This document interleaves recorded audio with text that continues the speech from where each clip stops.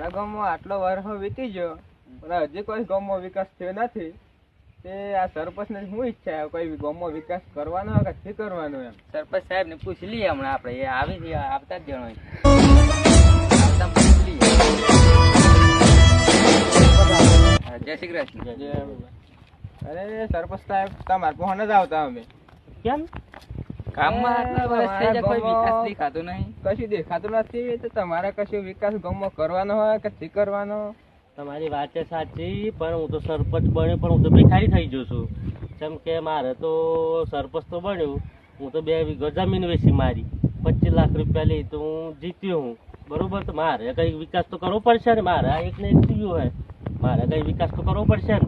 તો દેશનો વિકાસ ક્યારે કરે? ગામનો વિકાસ બધું ક્યાં નીકળશે? હવે વિકાસનો તો હવે મારું થાય તો હું હવે વિકાસ કરું ને આગળ. મારું થવું જોઈએ. પોતાનું કરવાનું